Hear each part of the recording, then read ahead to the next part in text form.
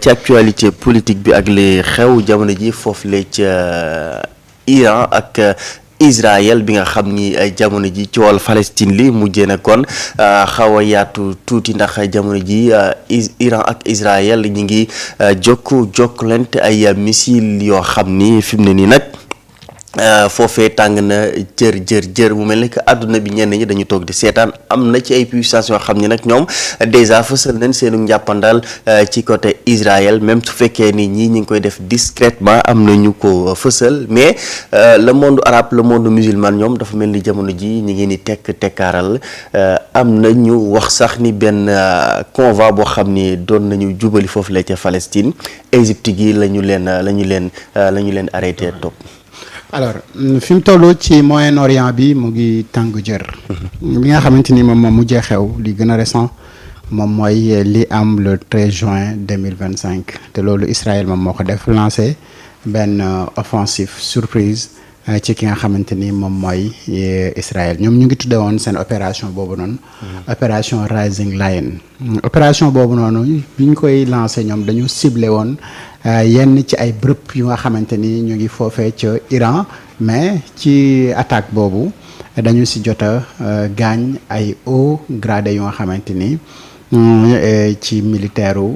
Iran yi la bokk donc ay commandants yu bëri yu nga xamante ni gaañ nañu leen mais dañu ciblé woon ci yenn ci ay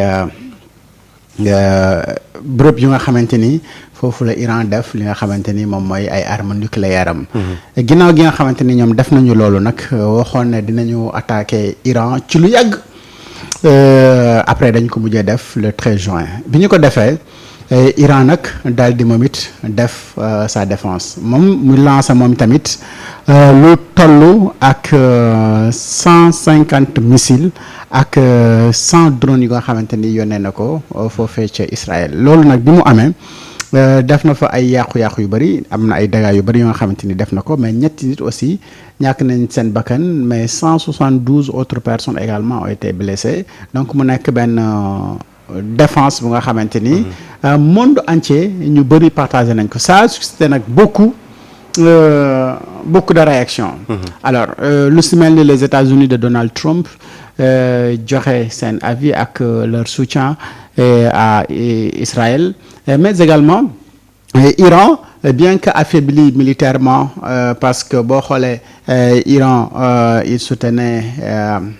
Hezbollah ak Hamas et que militairement parlant ñooñu également ces alliés là dañu affaiblir donc Iran ne pouvait plus faire une guerre par procuration ak yu mel noonu et aujourd'hui moom la ñu touché directement mais l'histoire dans cette zone de Moyen-Orient bi dafa nekk une longue histoire parce que Jérusalem par exemple bi nga xamante ni moom le Iran attaqué mais tur yu bëri nit ñi dégg nañ turam ci lu bëri mais ci ay guerre et que li nga xamante ni moom moo doon am ci bande de Gaza bi et que Israël nekk di ko def et que le monde entier toog di ko seetaan loolu également lu bëri la lu nga xamante ni depuis combien de temps à chaque fois Israël moom mu ngi attaqué Palestine dem si ba nga xamante ni Palestine y a de ces pays yoo nga xamante ni ils sont dans l'Europe et cetera ne veulent pas reconnaître Palestine comme étant un pays souverain et loolu également c'est un autre problème moo nga xamante ni chaque instant nit ñi ñu ngi ko nekk di ko dund et ce qui se passe aujourd'hui dans le Moyen-Orient ça devient de plus en plus sérieux et les conséquences peuvent être encore lourdes dans l'étendue du territoire de ci monde bi yëpp. parce que conséquences yi mën nañu ko dund ñun ñëpp on se rappelle bien ci li nga xamante ni moom moo xew déjà ci Ukraine ak Russie et gis nga li nga xamante ni moom la ñu am augmentation des denrées ak yu mel noonu et aujourd'hui li nga xamante ni moom moo nekk di xew Iran ak Israël ça peut également avoir des conséquences lourdes ci li nga xamante ni moom mooy le commerce mondial et mën na également enflammer yenn prix yu nga xamante ni moom mooy pétrole gaz et cetera donc ça peut rendre la vie difficile et loolu bu amee qui est responsable parce que je me dis que ni à un moment donné le monde entier dañu toog di seetaan ki nga xamante ni moom mooy Israël mu nekk di def li nga xamante ni moom la soob ci Moyen-Orient boobu noonu en tout cas dans cette région là te kenn waxu ko dëgg bi nga xamante ni moom lañ ko war a wax. ak njàppandalu les États-Unis non ak njàppandalu les États-Unis parce que ñun dañu jàppoon ne. alors les États-Unis ne voulaient pas la guerre entre Palestine ak Israël ba si élection yi weesu ñu jàppoon ni et comme Donald Trump il le disait bu yegsee au pouvoir la guerre de Russie ak Ukraine daf koy jeexal parce que Poutine c'est son ami mais on pensait également que bu ñëwee dina mën a wax ak Israël bi nga xamante ni on sait que ni les États-Unis moom moo nekk derrière moom pour que muy def yenn ñaawteef yi nga xamante ni mu ngi koy def et que loolu soo ko arrêté donc tu vas mettre fin à la guerre mais on s'est rendu compte que Donald Trump bi mu ñëwee non au lieu mu arrêté loolu mais dafa nekk di ko jàppali quelques rares pays comme Espagne ak yu mel noonu ñoom rek ñoo jóg sax pour soutenir li nga xamante ni moom mooy Palestine sinon ñoom rek ñoo yëkkati seen voix ba tax na ñoom dañu porter ce combat là mais heureusement dans l'Assemblée générale bu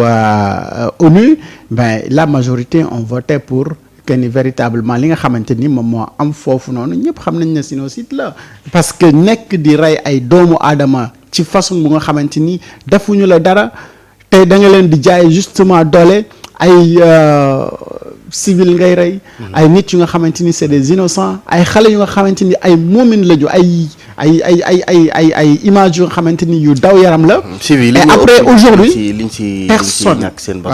personne ne peut t'expliquer baral le pourquoi Israël dem attaqué ci Iran ba mu am riposte bii nii jamono ji jamono bii nii te Iran mu ngi artu parce que beaucoup de ces drones ak missiles yi nga xamante ni dañ ko lancé dañ ko intercepté et il dit carrément que ni képp koo xamante ni intercepté nga ay missiles am ak ay drone am mais tu lui déclares la guerre donc ça veut dire que ni plus ñuy gën di avancer plus les affaires peuvent être beaucoup plus élargies alors fan la monde bi jëm risque-t-on beneen troisième guerre mondiale ou pas donc aujourd'hui je pense que ni les responsables doivent prendre les devants. effectivement te loolu xam naa ni beneen interrogation la boo xam ni daan ci yow mais moment yi ñuy waxee ak yéen tembe ay exécution am na fa maanaam des exécutions des espions au service de renseignement israélien Mossad fi mu ne nii ndax les médias iraniens ñoom ñoo joxe yooyu les xibaar que ni les gardiens de la révolution ont exécuté des espions du Mossad dans le centre de Téhéran mu mel ni que yëf yi mi ngi wéy di gën a ëpp loxo mais li ci am lees ci mën a jàngat wala li mu bëgg mu ñëw ci mooy que ni tey les États-Unis d'après des informations xam ni itam am nañ ko ci ndeke mi ngi doon jàppale discrètement Israël ba yónnee ne ko 300 missiles pour itam jàppale ko à ce que muy intercepter missiles yi nga xam ni moom la Iran di sànni mais dafa mel ni que dafa am ay défiance ba parce que gis nañu biig que ni am na missiles yu bari yoo xam ni wàcc nañu dafa mel ni sax seen système de défense bi tax ko efficace trop mu mel ni que lees ci mën a jàngate encore mooy que ni tey Iran wala kon amul kenn koo xam ni wala Israël nul n'a le monopole quand même de la guerre jamono ji. non parce que xam nga fi nga xamante ni fi le monde toll que ce soit par exemple Turquie ak Arabie Saoudite qui en tout cas c'est ceux qui sont dans cette zone du Moyen-Orient dañuy développer actuellement seen système arme nucléaire lu bëree bëri et aujourd'hui amul benn dëkk looy mën a wax ne moom moo yor monopole puissance militaire dans le monde parce que kenn ku si nekk yaa ngi toog si sa ruux di préparer wu donc il faut qu'il y ait affrontement pour ñu xam ñan ñoo am faiblesse ñan ñoo am ay défaillance si li nga xamante ni moom moo nekk seen défense wala si seen offensif kan moo ci gën a aay mais bref li nga xamante ni man moom laa jàpp mooy que ni aujourd'hui si les États-Unis nekk di soutenir de façon bu nga xamante ni illégale et Israël pour encourager ko ci yenn attaques yi nga xamante ni moom mu ngi koy def mais c'est inadmissible et que le monde entier comme la Chine comme Corée ak yeneen dëkk yi je pense que ni war nañu mën a wax ak ñi nga xamante ni moom mooy les Américains et puis mettre fin à ces attaques-là un peu qui se passent dans le Moyen-Orient parce que quand même qu'on se dise la vérité ce n'est pas aujourd'hui qu'on parle des guerres dans ci Moyen-Orient bi et que depuis belle lurette les gens nous parlent tout le temps ci li nga xamante ni moom mooy xew foofu noonu et à chaque fois qu'il y ait guerre foofu noonu mais Israël est mêlé là-dedans et mais pourquoi tout le temps gars yi am foofu xeex que ce soit muy Hamas bi wala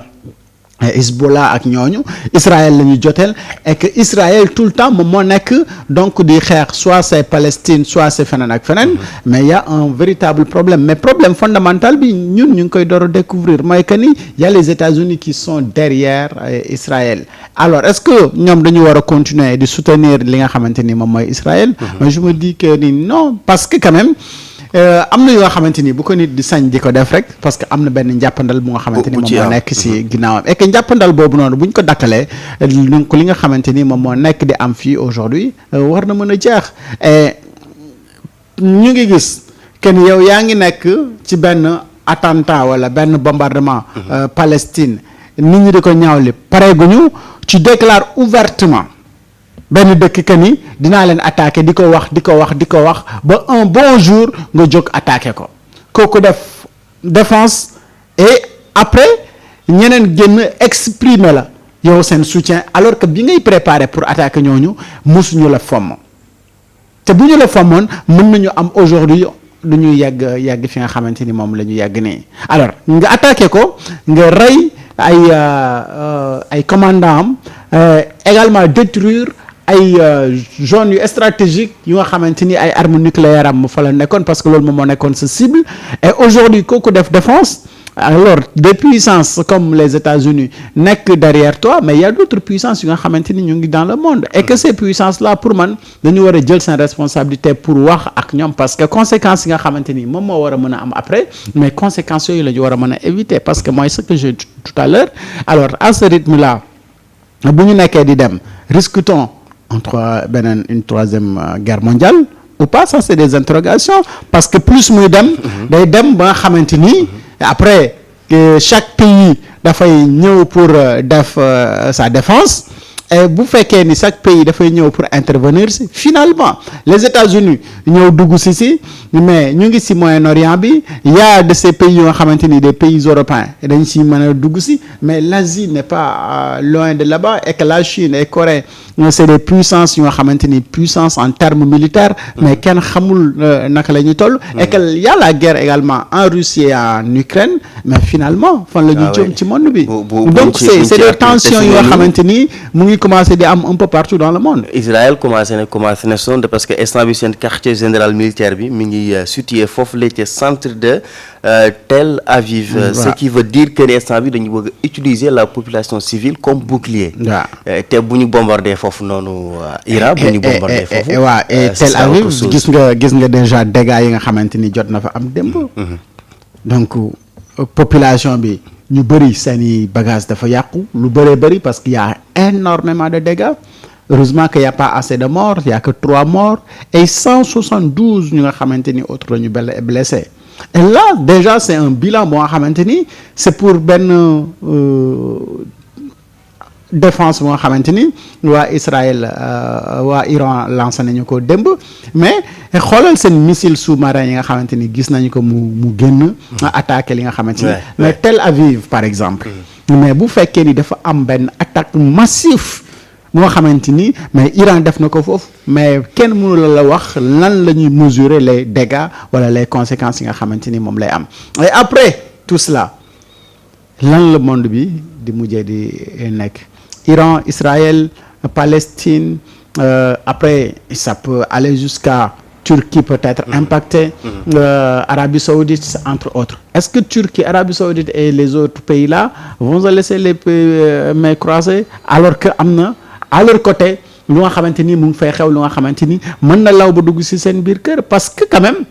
arme nucléaire yi dès l'instant nga lancé ko mais bu fekkee ne da nga koy intercepter également boo koy intercepter ban moment nga koy intercepter ak fan lay daanu ji ak et cetera donc il y a énormément de choses yu nga xamante ni je pense que ne aujourd'hui war nañu le monde entier war nañu toog ñu waxtaan ci lii mais puisque c'est le début je pense que. fi mu ne te Iran pareegul de annoncé na 2000 missiles yoo xam ni nee na. ci prochaine attaque bi dina ko lancé waat ñi nga xam ñoo di waa Israël. mais ce qui ñi bëgg a faire croire que ni